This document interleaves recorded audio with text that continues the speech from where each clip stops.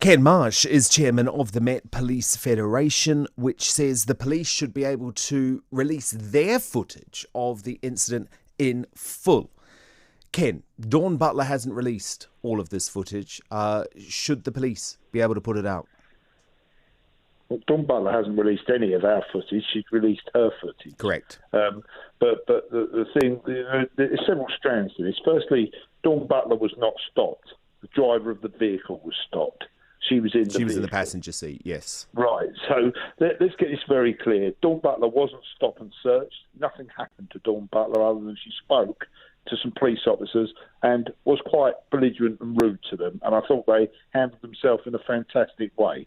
But in relation to body-worn cameras, how can members of public, because she's a member of public, just take films of all my colleagues and release whatever they want around the world, but we have no redress for that whatsoever. Now, all my colleagues have on body-worn cameras. They know they're being filmed and they're filming each other. So why on earth someone thinks they'd act inappropriately when that's happening, I find a little bit bizarre.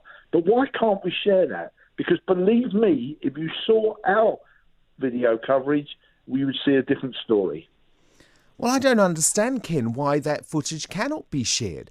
As you say, Dawn Butler said she filmed the whole thing, but then she only put out a very, very small sample of it. I want to see what really went on, and I think the police should be able to clear their name by releasing the footage. I agree with you 100%, and it's not down to me, unfortunately. I'm in consultation at the moment with the Dep, Steve House, and I know he's having legal conversations. There is some legality around this, I understand that, but we've got to get over that. You know, I don't often speak highly of the American policing the way they police, but they released their video footage of all their officers immediately, regardless of what has taken place. You know, we've got to get to that point because, you know, you've got someone here who's speaking to you who is the voice of 30,000 cops, and I am absolutely begging for it to happen. What does that tell you? That tells you that we are transparent. We don't have a problem. Yes, and the problem is, Ken, those 30,000 cops are under attack right now from so many different angles, and it's going to become increasingly difficult for police to do their job if they feel like there's a strong possibility that on a regular basis that footage filmed by members of the public is going to be immediately posted on social media, potentially out of context. Absolutely, 100%. And the other disappointing thing, the individual person we're talking about is an MP, you know, holds a position of trust and power and could use the skills she has in such a different way rather than jumping on the bandwagon and trying to create something that just does not exist. What do you make of her claim that that what happened in Hackney in London on Sunday is evidence that the police in this country are institutionally racist? It saddens me. It saddens me deeply, and I've been in the police a long, long, long time, and I've seen massive changes. And when I joined the Met, there were about 220 BAME officers. There's now over 6,500.